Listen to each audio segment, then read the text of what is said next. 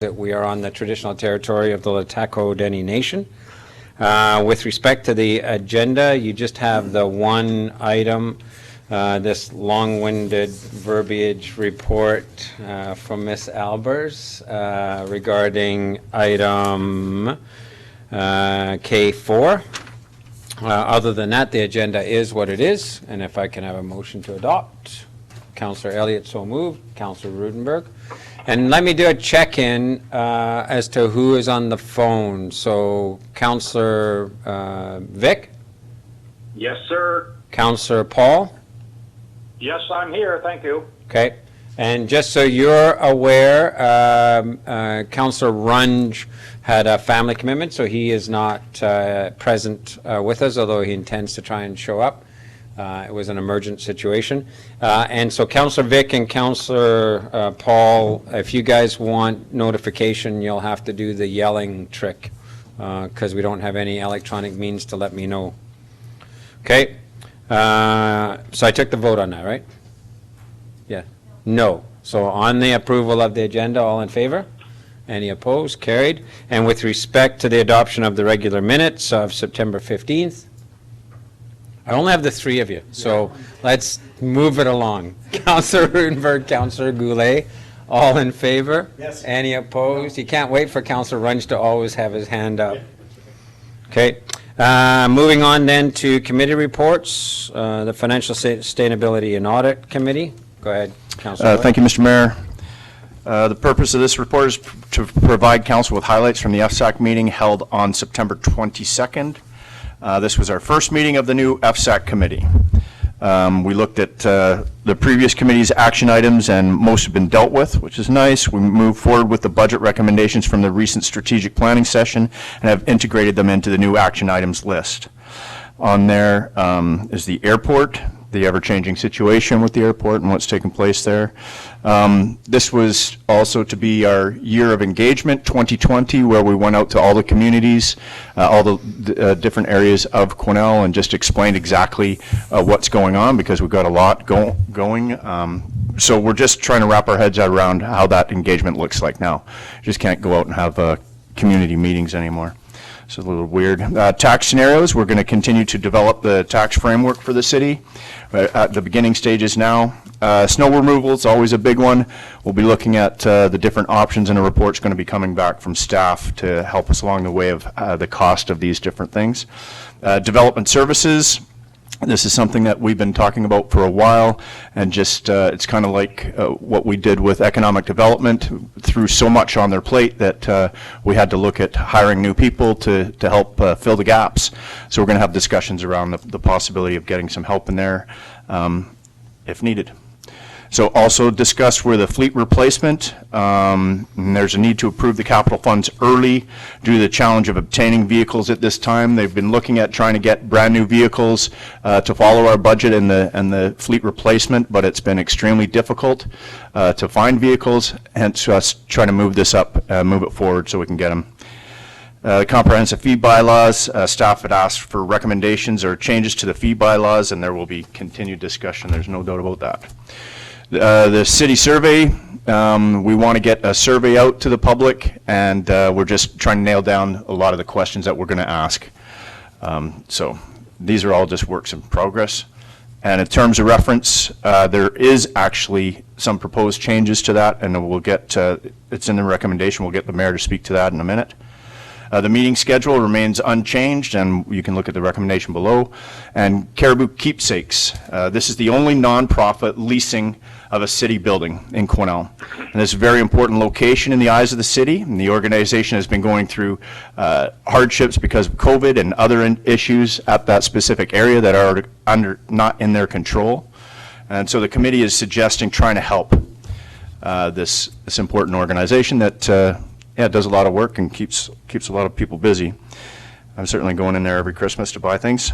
So we'll take a look at the recommendations then. 2021 capital fleet purchases, moved by the mayor and seconded by Councillor Goulet, and resolved that the Financial Sustainability and Audit Committee recommends to council early approval of the city's 2021 capital fleet purchases in the amount of $1,080,000, with the funds coming from the city's equipment reserve and financing through the FMA equipment financing program. That is carried unanimously, and I would move that recommendation. Seconder, Councillor Goulet, seconding. And just for clarity, maybe city manager, because Director Bolton isn't here, this doesn't have budget implications in the sense that we're tapping into MFA and it's an approved a budget item for council. We're just moving it forward, right? So any questions or comments on that? Hearing and seeing none on the motion. All those in favor? Any opposed? Carried. Okay. Just speaking to the terms of reference, I'll take that. So you can see that the change that we're making in the terms of reference, and we'll come back and sort of make sure that we're all aligned, has to do with the minutes of the last meeting, right, of the year. We changed that for last council because in the change of a council, a committee actually ends its time, then has minutes that have to be passed on. Now, we don't bring the minutes to council anymore. So that's kind of moot because the chairs bring their verbal reports. The minutes are still registered and we still document the minutes for our audit trail. So that's a change in the process that we're making. But the other reason for me picking it up is I want to make council aware of the fact that while Councillor Elliott will remain as the named chair in the terms of reference for the Finance Committee, in the interim during the election period, I will take over as chair for FSAC. As Councillor Elliott is the nominee for one of the political parties for the election period. So, and we do have a couple of FSAC meetings. So council can ratify this as the permanent appointment. Then if Councillor Elliott is elected to another office, we will address that at that time. So council can feel comfortable adopting these minutes with it as Councillor Elliott as the chair, knowing that in the interim I will chair, and if there is a substantive change in Councillor Elliott's position, we will then address that at that time. Okay. So can I have a motion just to adopt the Standing Committee terms of reference for FSAC? Councillor Elliott, so moved. Councillor Roodenburg, questions or comments? That was Councillor Goulet. Sorry, Councillor Goulet moved. Councillor Roodenburg second. Questions or comments? All those in favor? Oh, Councillor, sorry, Councillor. Well, you just got elevated. There you go. Or now you actually get demoted about a lot of dollars. Yeah, anyway, go ahead. Thank you, Mayor. So on page 13, the very last bullet,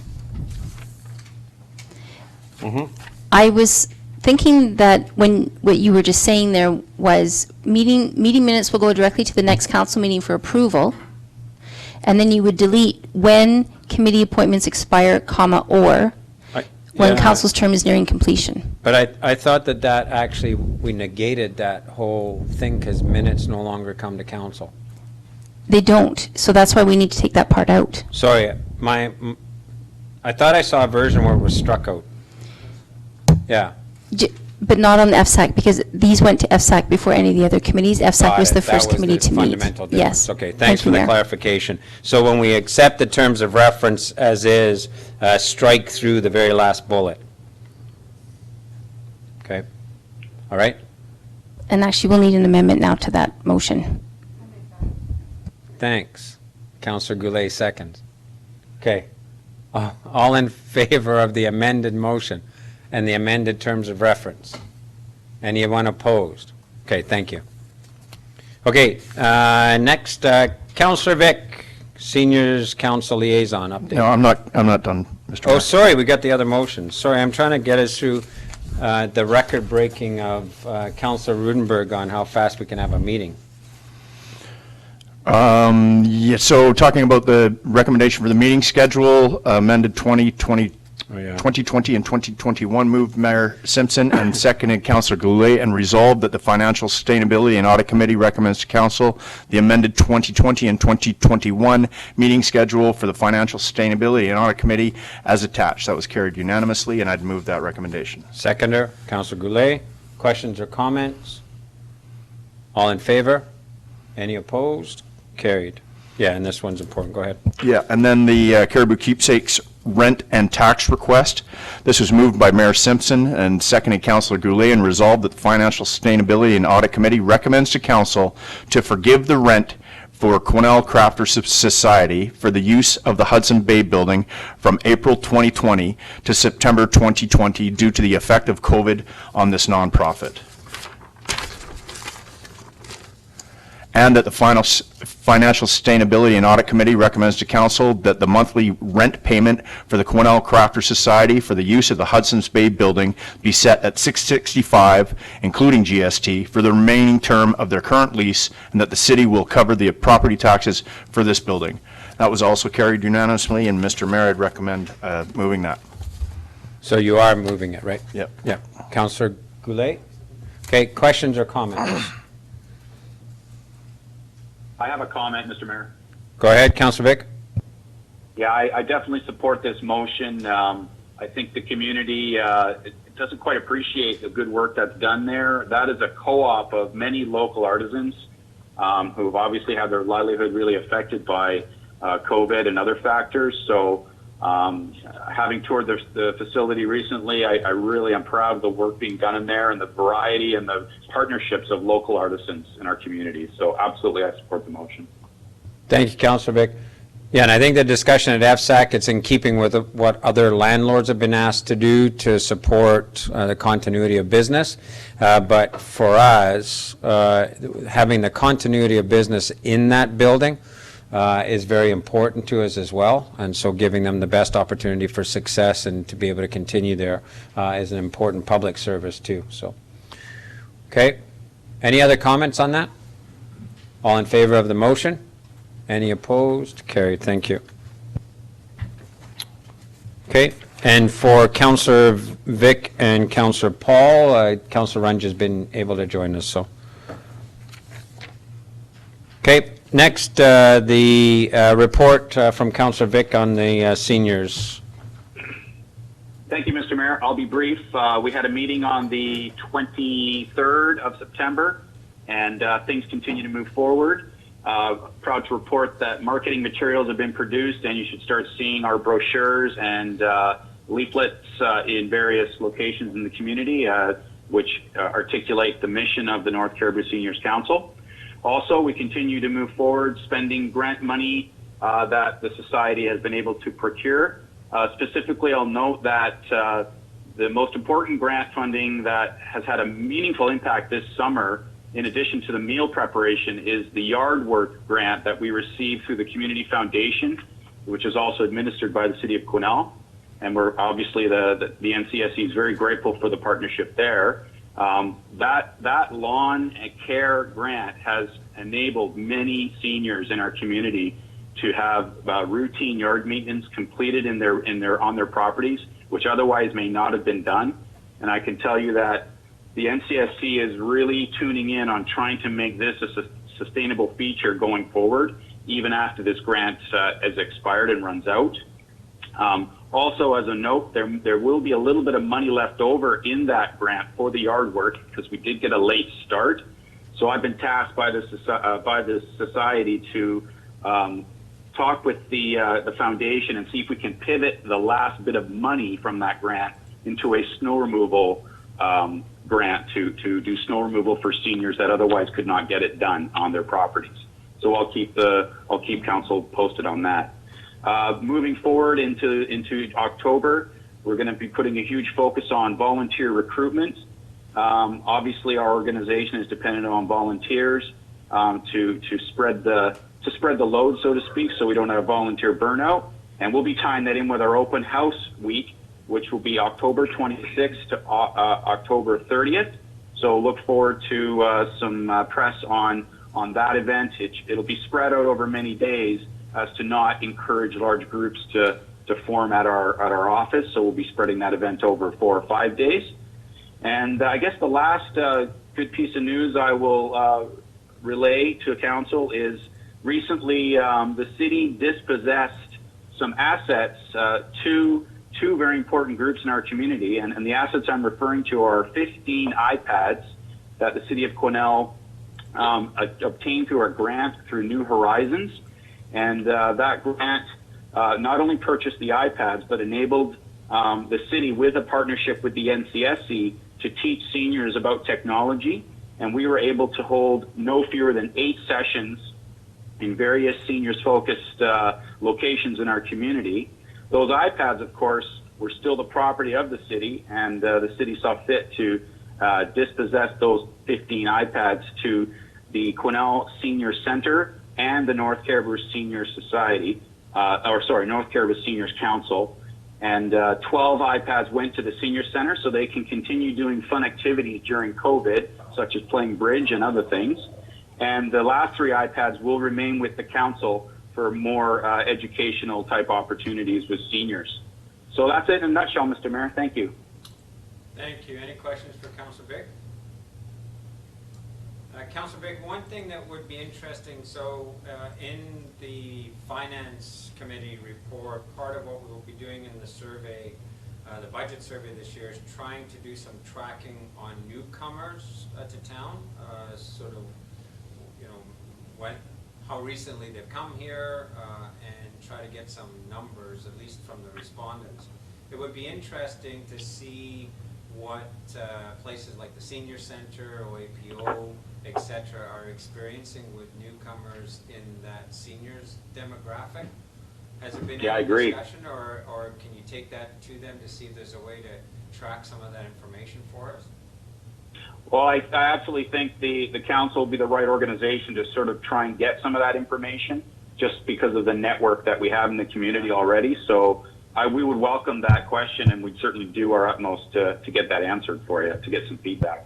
Yeah, if you could take that to the next council meeting, I think it's worthwhile, and we're going to try other vehicles to try and get that. But in talking to the retailers, they're telling me they're experiencing a lot of new people coming through their stores. We were in one of our hotels today, the city manager and I, talking to the hotelier, who says that he's certainly seeing it in his restaurant, that there's lots of new folks who are, you know, coming in and becoming kind of regulars, but have moved here recently. So if we can get some demographic profiling, that would help, and I think the council can help us with that. Absolutely. Okay. Any other questions or comments? Okay. Thank you, Councillor Vick. Councillor Roodenburg on the CRD board highlights. Thank you. So you'll have before you the CRD board highlights from September the 11th. I'll just briefly touch on 2 of them. GR Baker Phase 2 upgrades. So the board received news that the construction contract for the redevelopment of GR Baker Memorial Hospital Emergency Department and ICU has been awarded. The second one I wanted to highlight was Josh Pressey, District Manager for Ministry of Forest Lands, Natural Resource Operations and Rural Development, gave a presentation on the community forest agreements that are potentially moving forward with Quesnel and area, which is the same presentation that he did with council last week. The only other piece here was just recognizing that the CRD Northern directors were talking about the impacts of Central Mountain Air with their flights here in Quesnel, and that they recognize that this has an impact on not only Quesnel but several of the other smaller airports, including Williams Lake. And I know that the city's already put out a press release on discussing the proactive approach that we're taking, with the news that they may not come back until at least February of 2021. So that's the report. Thank you. Thank you. Any other questions or comments for Councillor Roodenburg? Okay. It would be good, City Manager, if we just get a copy of whatever the letter is. The way that they've worded it in here is clarification of service plans. I'm not quite sure, what that means. So, because my understanding was the letter was supposed to say something to the effect of please restore flights as soon as you can kind of thing. It was more of a could you get passenger service back up and running as soon as possible, not getting into service plans for the carrier at the municipal airport. So it would be good to get clarity. Okay. Seeing no questions, let's move on then to staff reports. And Jennifer, show us some very fun videos on our old technology that we're going to replace here in a little while.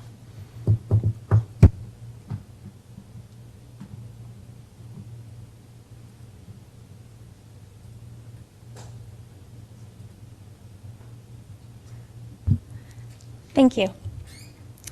The purpose of this report is to share the tourism marketing videos with Council and provide a brief update on the video marketing campaign statistics. The mountain biking campaign was launched on July 2nd, following the announcement that provincial travel restrictions were lifted. The video targeted mountain biking and outdoor enthusiasts, reaching over 100,000 people and driving over 870 new users to a new mountain biking landing page on tourismquenelle.com. And so I'll just play the video for you.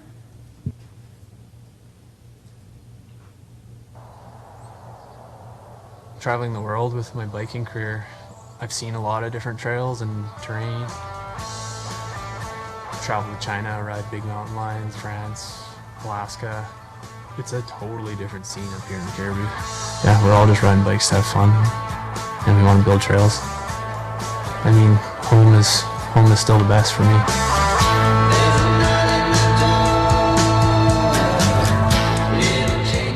Quesnel is up Highway 97, an hour north of Williams Lake, along the Gold Rush Trail.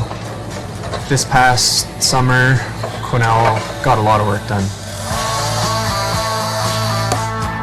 There's a bunch of different builders, 4 or 5 new trails, and they're going to cater to everyone, from a green rider to an expert rider. Just having a bunch of different crews does definitely bring a good diversity to the actual trail.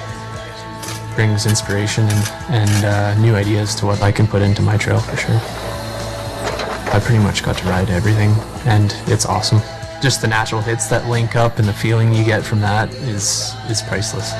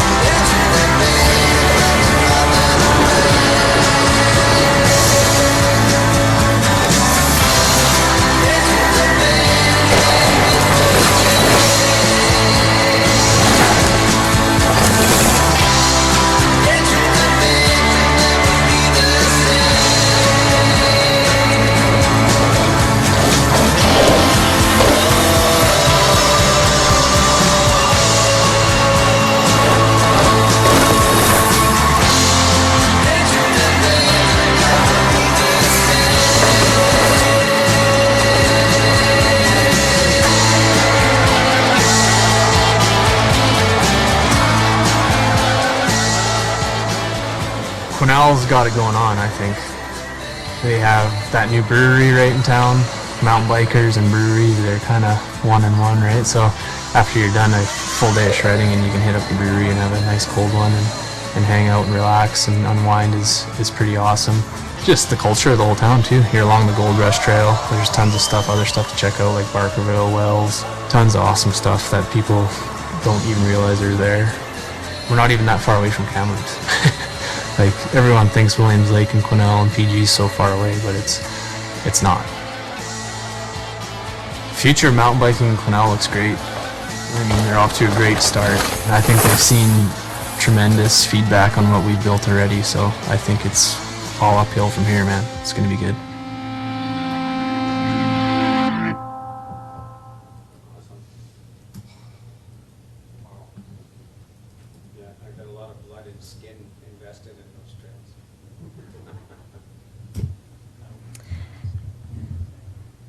So shortly after the mountain biking campaign was launched, we launched the Explorer Spirit Tourism video ad campaign.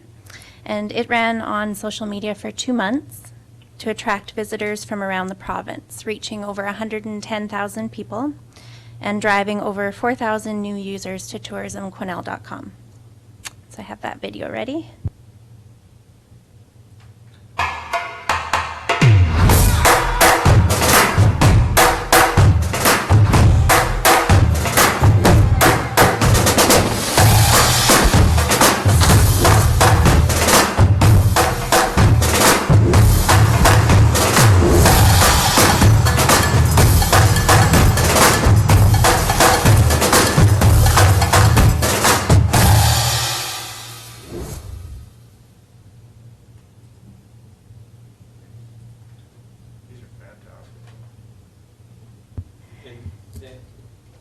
Not to truncate this, but this was all going to come to us in the spring, right? We were intending to launch these early with COVID and interfered, and we wanted to get it council.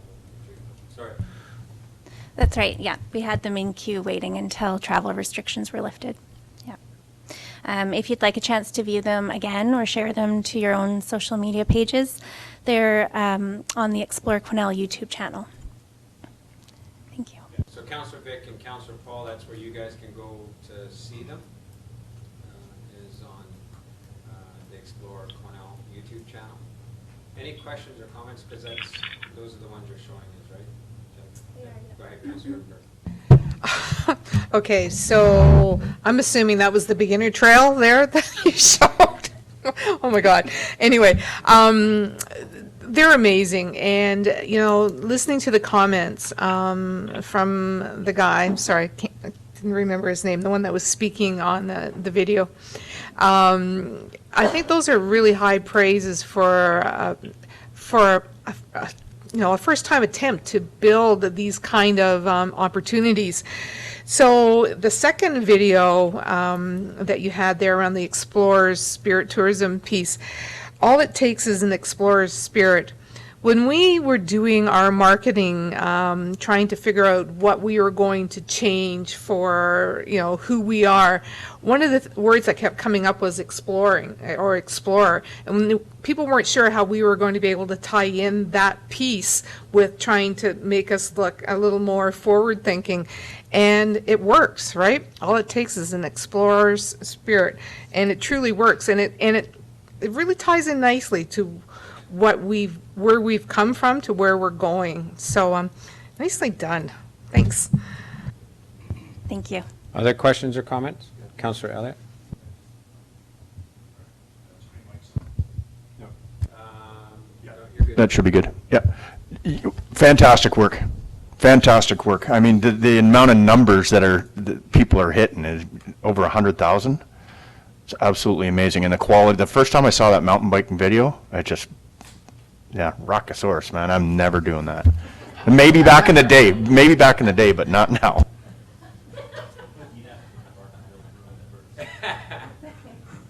Some people do. Just saying. Okay, Jennifer, I think you blew through some of the numbers there, but in terms of industry benchmarking, how are we doing and tracking on industry benchmark with our, hits and pulling people into the pages we want them to be on? So the mountain biking campaign actually ends tomorrow, so I don't have complete data for it yet, but so compared to Destination BC's industry benchmark for engagement, we're well within or better. So the range is 1% to 5% for engagement rate. The mountain biking video is sitting at 7.7%, and the Explorer Spirit video is 3.2%. So, and definitely, I think all of the metrics that we are now tracking are all indicating we're tracking in the right direction. We're getting more people paying attention to what's going on. And certainly I was around the province on some other mountain bike trails, and even Councillor Paul was indicating when he was down south, and there's a bit of a buzz about what Quesnel is doing, and I think it's a function that we had 5 premium builders here from very different communities who went back into their communities and talked about what we were doing, and we're certainly getting lots of traffic coming up. And the plans that we're working on will help us to fill some of the gaps. We need more blue and green for even just our own residents, and we've got those plans in place. So I think that that's a big one. But I think the general Explore Quesnel and Explore North Cariboo is getting a lot of purchase too, right? So a person may be interested in mountain biking, but once you hook them, there's all kinds of other things to do. Or we hook them through the Explorer piece where they're doing other things and then potentially realizing that we've got mountain biking or hiking or trail running as well. So I think the two of them feed off of each other really nicely. Okay. Anything else on that? Councillor Runge? Thank you, wonderful videos. And when I saw them, I watched them, I thought, well, these are just fabulous. My first question was, hey, I hope we're getting a cake back from Barkville Brew. I was expecting something in the back there for us here. Hopefully we're also able to do that with Barkville and all the other communities around. Like, I can see this tying in with a lot of their events also, and then cross-marketing them, with our swells and Barkville too. That's wonderful. Great stuff. Thank you. You did swear an oth about kickbacks and all that, just so that we're clear. Anyway, point noted. No, I think that's right. And I think that some of the commercial partnerships that you've got going as well in terms of ad buys and amplifying some of our local retailers is a big part of the campaign too, right? With the trail guide that we produced, we had business buy-in too for advertising on the new trail guide as well. Yeah. Okay, thank you. Okay, next up, grant application. Thank you, Mr. Mayor. So this report was written by the Community Development Coordinator, but the circumstances have changed a little bit from the time that she wrote it. The Joint Planning Committee had indicated their support for an application from the city for a gymnastics facility at the strategic planning session on September the 8th.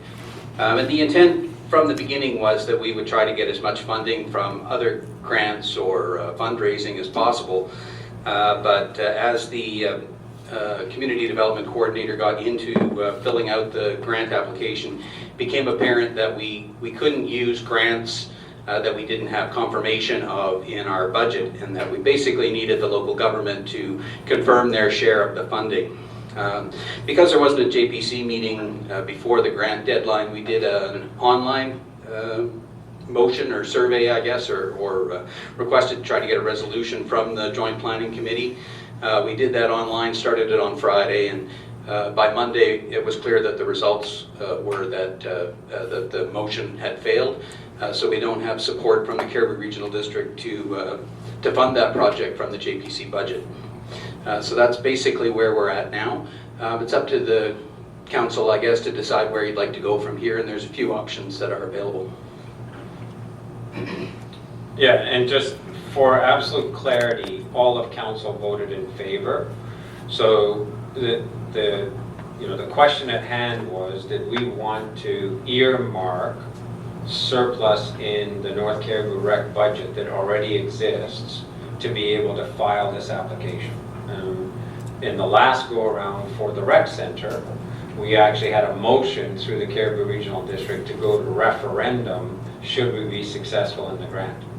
In this case, the money's already in the North Cariboo Rec function, and it would be earmarking that money so that we would make up any difference that we wouldn't get.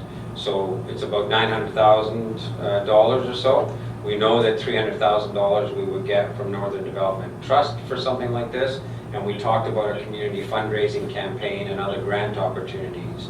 But in order to submit the application, we had to guarantee that we would backstop those funds. All of council that voted in favor of taking that approach.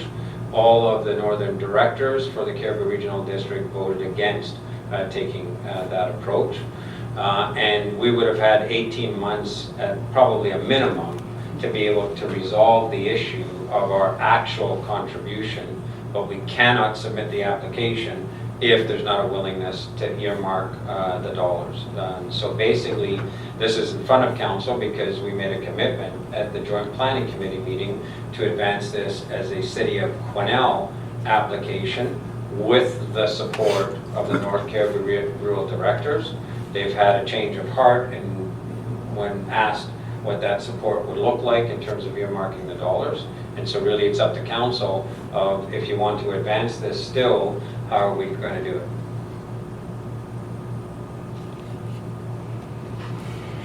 Councillor Roodenburg. So I'm really disappointed in the outcome of the e-vote. Basically, what I heard was they're waiting for 100% grants to pay for this. And we know those grants are not out there readily available to every community. So while we sit back and wait for those opportunities, costs are going to continue to incrementally grow each year. And so the bottom line is, are we really saving any money? I don't think so. By the time we even get close to what they think the grant amount is that they are willing to move forward with, the costs are, yeah, I'm really disappointed in the inability to think a little more ahead about how we could fund that additional $900,000 with surplus or reserves in other grant opportunities. Councillor Runge. Yeah, thank you. I was, because I guess the issue with an e-vote is that it's just a yes or a no question. It's really too bad it didn't come up at the joint planning session that we had a couple weeks ago with them, where they actually said yes to this. Was there any discussion with you that something that would work with them? Because it was an e-vote, so we could only, say yes or no. Yeah, and the e-vote was predicated on the conversation we had. There was no different information than what we had in the discussion. It just required us to make the commitment that we would cover the amount of any shortfall, but we agreed in the discussion that we would do an NDI grant, we would do other grants, and we would then work with the gymnastics facility to fundraise. And I think it's a good target for fundraising. But you're right, having to go to an e-vote, and I've talked to the city manager about that. I think at the planning session, there should have been a specific statement by staff that you needed to actually lock this money in, based on the last Canada Infrastructure Grant, where we had to go to a vote for a referendum, that we would take it to referendum. So there was a bit of a gap in the decision matrix, that we could have done it in the room as opposed to doing it by e-vote. But notwithstanding, the spirit and intent remained the same. All we were going to do is say, yeah, we'll earmark these dollars so the grant can advance, and then we would have 18 months or more to try and figure out, if we were successful, how we would actually fund that amount. So, other questions or comments?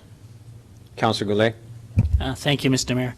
Yeah, it was disappointing as well to see that e-vote, and I think the comments are well taken. But I had a question for Director Norburn. He mentioned there might be other steps or other possibilities. Did you have any recommendations on what they could do with this, or are we pretty much tied with what we have before us? Well, I think with regards to the gymnastics project, I think our hands are pretty tied unless council's interested in sort of backstopping the project. But I think that it's intended to be a North Cariboo Recreation and Parks project, and I don't know that that would be appropriate. But the grant deadline is Thursday, and the community development coordinator has indicated that depending on the project, and we have a potential project, a trail project, that she thinks she could get the grant application completed in time. So it is a very onerous grant application process, but that's potentially an option if the city doesn't proceed with a gymnastics project with this grant intake. I guess the option exists for council to consider submitting another grant application to the same program. Yeah, I'm just going to turn it over to the city manager, but that's something that I think we all should be aware of. We deliberately cleared the deck when we were asked to put this forward as a city function to not have another major capital project that we were going to put in. So, there's an opportunity for us to scramble to put something in, but we cleared the deck specifically at the request of the CRD to make this a city submission. City Manager? Thank you, Mr. Mayor. So Director Norbert is quite correct. The city does have some options around that, but the one option that I think it's been mentioned already, what we could do is the city could proceed with this project submission if it's willing to backstop the full $920,000. So how would that be done? That would be done through a combination of surpluses and or reserves. However, as you know, we're in an unusual year, particularly with COVID. Our own surplus position gets smaller each year as our budgeting gets tighter. We've deliberately done that where we said, let's budget closer to the actual reality of where we know the expenses are going to be in.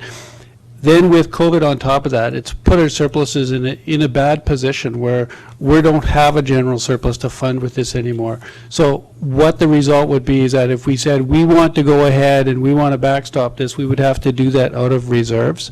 If we were to choose to do that out of reserves, the reserve that we would have would be our capital reinvestment reserve. That reserve is, as you know, allocated and earmarked towards lots of different capital functions. So if we were to take funding, if council was to decide to take funding out of that reserve, council then would have to enter into a borrowing bylaw, even though it's our own reserve, but a borrowing bylaw to borrow for 5 years against that reserve, and then pay that back over 5 years, that $920,000, or at least show that on your 5-year financial plan. Reality of it is, probably all that money isn't going to be spent. Probably there could be some fundraising in the community and or fundraising from other agencies. So it wouldn't likely be that full amount, but that's the commitment that they would need to see. So to show that level of commitment would then require a borrowing bylaw, which would require probably about 1.33% of a tax increase against city taxpayers to repay those, to show that repayment. So it gets very difficult in an already challenging budget cycle to do that. Yeah, and I think in addition, it puts us in the exact situation we were with the soccer complex, where, again, the CRD would not engage. The city decided to go ahead, and for years, city ratepayers paid for the facility, and the regional district ratepayers got to have the same access at the same fees to a city-funded facility, and it became a bugbear between the regional district and the city until we resolved it last term, made it part of North Cariboo Rec, and now it's a jointly funded and jointly supported facility. So I think we would be going backwards if council decided to go down that same path again. So I think, our only option is to look at an alternative, that's available to us. It's only a nominal application, but at least it's part of our strategic planning for some of the development that we want to do. So I want to dig into that in a minute, but is there any appetite on council to, as the city manager indicated, look at a council resolution to backstop this along the lines of what the city manager has indicated? Councillor Elliott. Yeah, thank you, Mr. Mayor. I think that's exactly what the board of the CRD would, or of the joint planning from the director's point of view, would like us to do, is take on the responsibility. I'm extremely disappointed. I thought, I didn't think, we were told that from all of them that we were moving forward with this. So to have this turn around, and now, this group has been waiting for decades. It's hundreds and hundreds of kids go through this gymnastics program, and they're not all from the city of Quesnel. They're from the whole area. So, in my estimation, it should be a project that moves forward with all of us involved, and I'm proud of our crew for voting unanimously to move it forward, and at this point in time, I can't recommend the city taking it on. I just think it's inherently wrong. Yeah, and for clarity on the participation, because we keep talking about kids, but there's an adult program, there's a seniors program. They were actually one of the first athletic programs in the city of Quesnel to be sanctioned under Sport BC to start their program up again and give that whole demographic an opportunity to get back into exercising and doing some of the programs that they run. So I'm going to go to Councillor Runge, then I'll ask if there's anybody on the phone, councillors on the phone that want to weigh in. Councillor Runge. Yes, thank you. I have to agree with Councillor Elliott on this. It's really with a heavy heart that I say this, because, you know, we've been looking forward to this for, well, it feels like 30 years since I've been in Quesnel. I just hope that there's an opportunity, because I know grants coming, and hopefully there's another chance sometime in the future. And I hope there's an opportunity for us to actually have another meeting with joint planning and say, hey, what does it take for you to actually be on board so we can do this? Because I'd really hate to lose this idea just because of what I believe was a really quick question for some of the CRD folk, and because we went from a non-tax funded with a tax implication on the question, I think that just scared them. So I just hope we can talk about that with them in the future. Yeah, I think, again, and this is a constant mantra, we need to be careful not to speak on behalf of other. So we don't know what the motivation was. We don't know if they were scared or not or whatever. So they did what they did, and we just speak for ourselves. Councillor Vic or Councillor Paul? Yes, sir. Okay, let's No, you go. first, Ron. That's fine. Let's go in reverse alphabetical order. Councillor Vic. Okay, fine. Yeah, I guess I don't have a lot to add other than I share the frustration. My sense was that this was going to move forward, and I guess I'll say, without being hyperbolic, I'm a little confused at what went wrong, and I really feel we need to understand what was wrong with our decision-making process on that evening that led to more or less a reversal. And I'm curious to learn and understand more what went wrong there. But obviously, I'm disappointed for all of the community and the surrounding community that perhaps this is delayed for an unspecified number of years now. So. Okay, Councillor Paul. Yeah, ditto to Councillor Vic. This is terribly disappointing. I thought that we had this thing sewn up at the last JPC meeting. Everybody in the room voted unanimously on this, and it seems like they've done a complete reversal. I'm not in favor of going alone. This obviously has to be a community project, and I don't want to see a repeat performance of the soccer fiasco. Just a question to Jeff. Is there the Investing in Canada Infrastructure, the Community Culture and Recreation Grant, is this an annual thing or is it just a one-off? I guess it is until the funding is there. So there was one intake, and that we had previously applied for the Arts and Recreation Center pool renovation project, which was a much larger project, and that application had actually gone in from the CRD. We weren't successful in that, as the mayor's kind of noted. The amount of time that it took for a decision on that grant application was about 18 months. So this is the second intake. As far as I know, it's the final intake. Yeah, Councillor Paul, these things are as ad hoc as they come and as black box as they come. With this round of Canada Infrastructure, we weren't sure after the first intake if even the second intake would open. And they also get caught up in both federal and provincial elections. And so because we're in a provincial election just now, even these submissions going in, there's going to be some front-end issues with it. And then if we are on the path of a federal election, because they're in a minority government, it would be extended even further before we know anything. So as of right now, I do not believe there is another federal-provincial infrastructure agreement beyond this intake that we're aware of. Okay, well, I'm certainly, and I'm sure that that all of council will want to sort of keep this fire burning. I don't want to think that we're abandoning the gymnastics facility. We just got to figure out another way of going at it. Thank you. Councillor Elliott? Yeah, thank you, Mr. Mayor. I think maybe it's time to have another conversation with the gymnastics facility and the gymnastics people and see if maybe we should flip it on its head and start doing the fundraising now towards something like this, because as Councillor Paul just mentioned, we're not going to, I hope that we don't back away from trying to help them.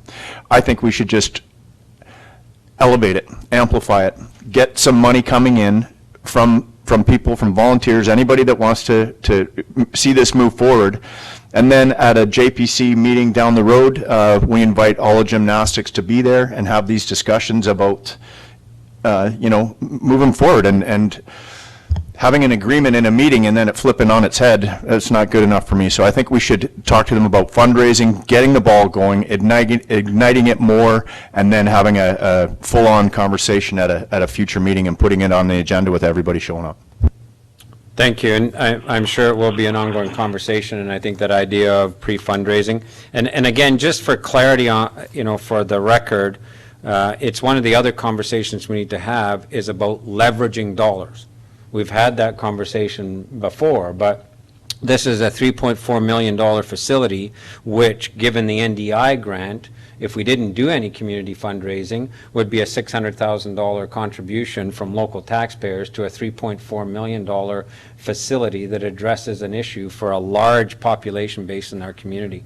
So that basic financial planning, I think also needs to be part of our dialogue, is that this is penny wise, pound foolish, quite frankly, because if you could net down, and I think there are players in our community who would be interested in this project, you net that 600,000 down, you just leverage more and more, right? So anyway, it is what it is.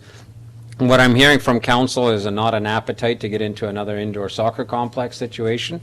And so I would like either the city manager or Director Norburn to walk us through the one potential grant application that we do have available that we could get in with a lot of work, but we could get in for the deadline. So Director Norburn. Thank you. Yeah. So I mean, we have a couple of trail projects in the that have completed sort of a planning stage, but the one that we think that is the best fit is a West Fraser Timber Park development plan. So we hired a consultant earlier this year to take a look at West Fraser Timber Park and the trails in there.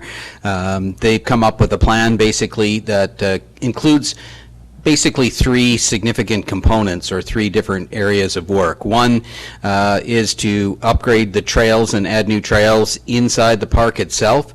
Another one is to upgrade and improve the trail that goes from West Fraser Timber Park up to Beauregard Road, basically connecting with Red Bluff. And then the third component is a connecting trail between West Fraser Timber Park and the Arts and Recreation Center.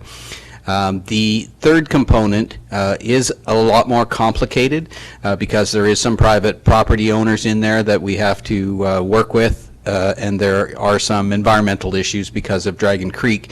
They're not insurmountable, but they aren't ready to go right now. So basically what we're proposing is a project that would combine the first two phases or components, that is the trails inside the park and the connecting trail to Red Bluff, along with some of the preparatory work for the third phase, the connecting trail, get some of the, a prep work done, I guess, basically a little geotech work, and got some funding there for some land surveying and just working with the Ministry of Environment really on that component, and that project combined would be a $272,838 project, of which the grant would be covering $200,072, and the city share would be $72,766. So that's essentially the project that we're proposing. We think it works well. It's within a city park, with the exception of a small portion of land that is Crown land that we've already had discussions with the Crown Lands, yeah, sure, rec sites guys. It's a small area that is a good fit for the project, and it's not complicated by having to deal with land that's not city owned. And it's a good project, and it's basically shelf-ready or shovel-ready, ready to go. And I think the other piece for council's edification, because it contextualizes this project, so we did look at things around our waterfront development strategy and our waterfront project. Some of that's already in for grant submission. Some of that we don't have quite ready yet to put in a grant on such a short deadline. But if we are able to advance the work that we want to do on the walking bridge, on the Fraser River portion of the Riverfront Trail, the RV campground, then developing these trails at West Fraser Timber Park is a natural connection to all of that. And of course, part of our overall plan for our trail network is for it to articulate with our riverfront trail system, and this is one of those phases that actually does that connection.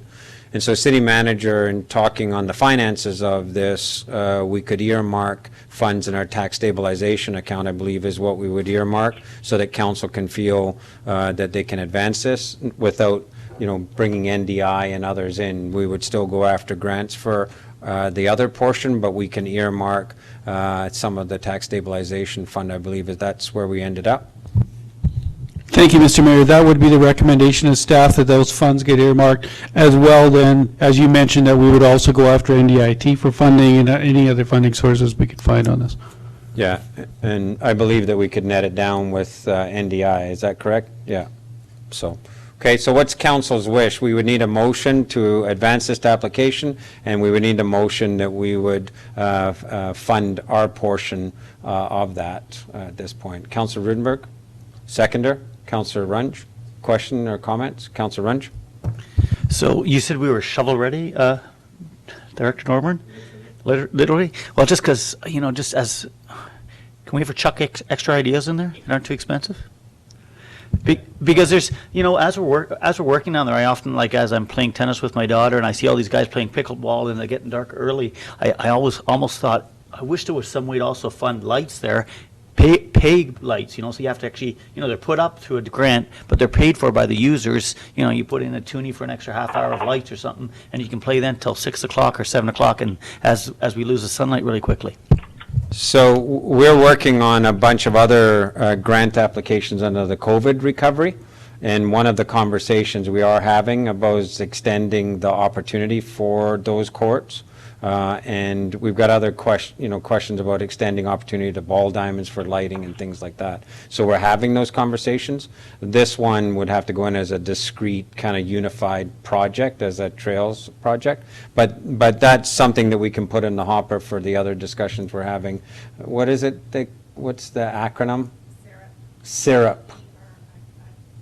Whatever it is. It's SIRUP funding that we're going after. So yeah, and the timing is good for mentioning that, because we are looking at an option. So on that, we have a mover and seconder. Any further comments or suggestions on submitting the Trails project and committing to covering the portion that's necessary?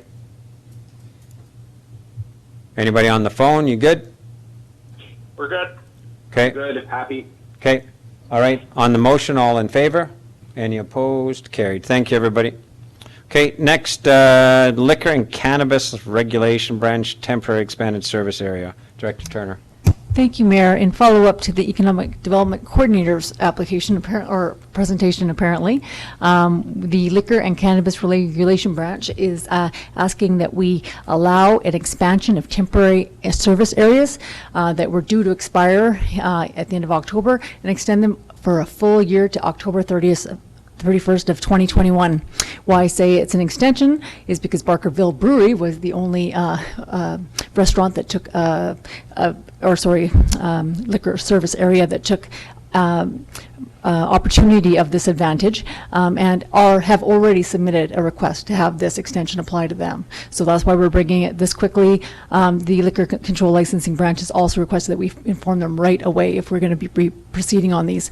And as you'll see, we are recommending that. We're also acknowledging that we are going to get working, the Economic Development Manager and I have discussed that we're going to get working on doing some more correspondences out to some of the other. We did do some engagement with the other business owners, but I think it was due to the new world, it was just hard for them to uptake these opportunities. So we're going to work a little harder to figure out how we can make it easier for them to understand some of the advantages that they might want to take next year on this.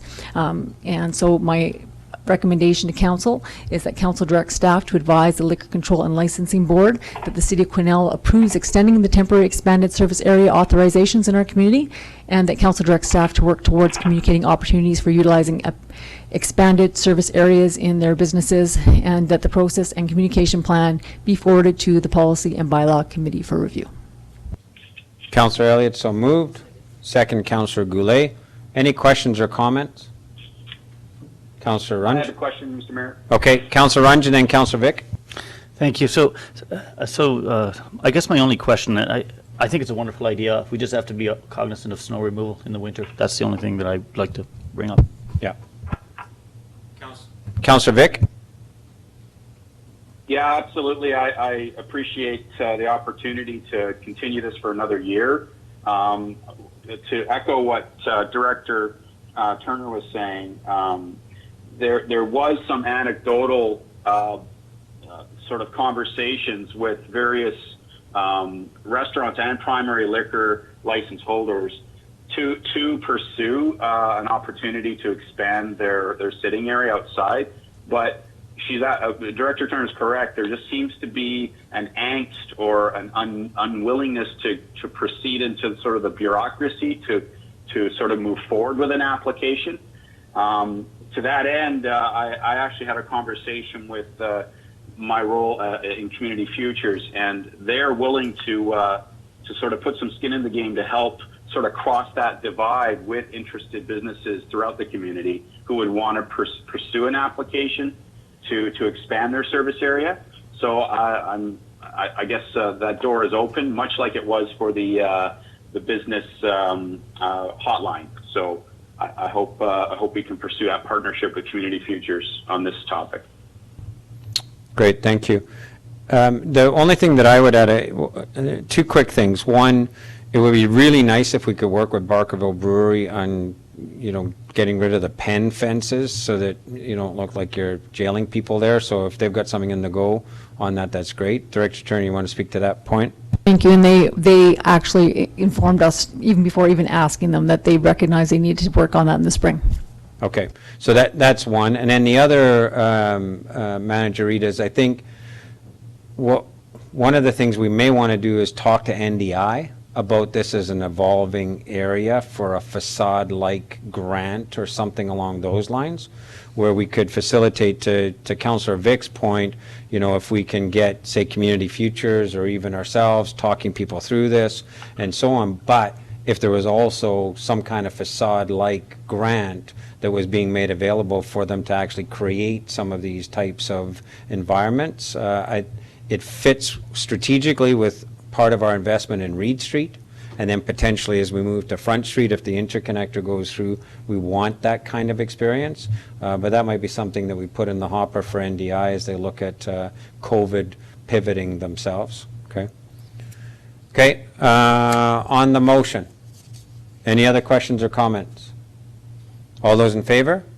Any opposed? Carried. Thank you. Okay, and then this lovely legal report that we have. So, Ms. Albers, as a compromise, maybe I can relay to council why I asked for it, but give you the floor to read the recommendation onto the record. Thanks. Because I think we can, because council just saw this, right? So I think we do. I think it's important to read the recommendation into the record. So the issue that we've got is last week, it looked like we may have some COVID-related circumstances in various organizations that would compel council members or staff members to not be able to attend in person. And as you see tonight, for a variety of reasons, we have 2 council members on the phone, but we could be in a situation just because of where each of us works, our own areas of exposure to COVID, that we need to be able to go back to Zoom meetings, just because of quorum issues and because of attendance issues. In order to do that, Ms. Albers, and I know I poke fun at her, but she does a very important job for us, is she's looked at the legal underpinnings of that. We are allowed to meet electronically as we were during the height of the first phase of COVID, but we do have to be very deliberate in how we position how we would use that tool. So that's all we're doing, is a presumptive motion that if the chair deems that we have a circumstance where either we have a non-quorum issue or we have a COVID-related issue, either in this building or because of a number of council members as COVID exposure, that we could convene electronically as we were. For the transparency for the public, we would still tape the Zoom meetings, and they still would be posted the next day as soon as possible on our website. So we're not losing the transparency. We just need the flexibility to switch back at the discretion of the chair. So that's what this is.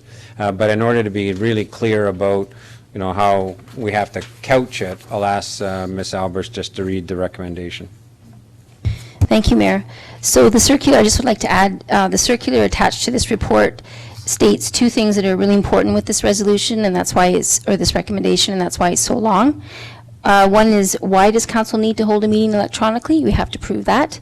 And then the second thing we have to prove is, how can the public participate in council proceedings? So that's why it's so lengthy. All right, so whereas Quesnel City Council is required to hold electronic council meetings from time to time due to council members and/or corporate officer having to self-isolate during the COVID-19 pandemic, whereby council quorum can be achieved through electronic means that allows for participants to hear or watch and hear the council meeting as per Section 128 of the Community Charter. And whereas Quesnel City Council will hold these electronic meetings at City Hall in the Fraser River Meeting Room, where video and audio capabilities are located, and where the Fraser River Meeting Room has reduced seating capacity so that not all meeting participants can physically attend, as per the order of the Provincial Health Officer, gatherings and events. And whereas Quesnel City Council directs city staff to post a public notice in the public posting areas that lists the following information on how the public can participate in council proceedings. So the first way is the audio and visual recording agendas and meeting minutes are posted to the Quesnel City YouTube page. The public members can submit their input regarding specific items listed on the agenda to the city's email at cityhall@quesnel.ca. And finally, public members can submit their inquiries to council members for items not listed on the agenda by accessing the mayor and council contact information found on the city's website. Therefore, be it resolved that Quesnel City Council electronic meetings will be held at City Hall in the Fraser Meeting Room until the completion of the Council Chamber's Technological Update Project in 2021, where circumstances arise that requires council members and/or the corporate officer to self-isolate due to the COVID-19 pandemic. And therefore, be it resolved that Quesnel City Council electronic meetings will be held at City Hall in Council Chambers upon the completion of the Council Chambers Technological Update Project in 2021 that will allow for audio, visual capabilities of electronic council meetings and will better accommodate the reduced seating capacity due to social distancing, COVID-19 pandemic, public safety requirements for meeting participants. Good for you. I think you get the award for narration or something. Councillor Roodenburg. Thank you, and I appreciate you reading through this, Ms. Albers. The only question I have here is when it talks about when the circumstances arise that requires council members and/or the corporate officer. So can you explain why that doesn't include any other members of our city staff? Thank you. Under the community charter, the role of the corporate officer is to ensure that the meeting minutes are accurate and correct, and the only way they can do that is by attending the meeting. And technically, we just need the one to convene the meeting. The rest of the staff are on an as-needed basis. Right? That's correct, Mayor. So, okay. Councillor Elliott moves the recommendation. Councillor Roodenburg seconds. Any further questions or comments? Councillor Goulet? Thank you. Just to be clear, this would only happen to us or occur if there was an incident or something happened with the councillors and the corporate staff, or it wouldn't just be because of whatever. I think I want to just see it that it would just be a circumstance where we had to go with that route to do our meetings, because I would still like to continue the meetings in person. I just want to see us not switch to that on all the time, off and on. I think if there's a serious or there's an incident that happens, we're clear that we can go into that process and be able to do that. Yeah, and you're articulating it exactly correct. This is an extremist circumstance, but the way that it would work is in order, if we don't do this presumptive motion, we would have to wait to be in the extreme when we don't have the ability to meet in order to pass the motion to then meet in a way that would allow us to continue to meet. So we need to enable ourselves to be able to, well, if we hit an extreme circumstance where we've got quorum issues or whatever, and we have time-sensitive business and all the things that would require us to actually meet, then the chair, the mayor, in conjunction with the city manager, would then say, yes, we now have to trigger switching back to a Zoom meeting for this particular meeting. But the intention is to continue to meet in the face-to-face way with all of the technology we've got. But the motion also points to the work that's being done. And we have a couple of representatives here who are working on our AV upgrade, and they're sitting tonight sort of seeing how things go, and we'll be meeting with them. So we are trying to accelerate that process of giving us the technology in here, so that if we did have people away, those council members who can attend, and then we have the others being able to come in using the other technology that's available to us, and people will be able to see them participate. So hopefully we'll move away from the need to then go into the Fraser room. We can continue to meet in chamber, and we can continue to use a mixed meeting format in that way. So I think I saw something over here. No, we good? Yeah. So in the circular, and I did contact the ministry on this to confirm this, the mayor is absolutely correct. We have to have a council resolution before we go into electronic meeting now.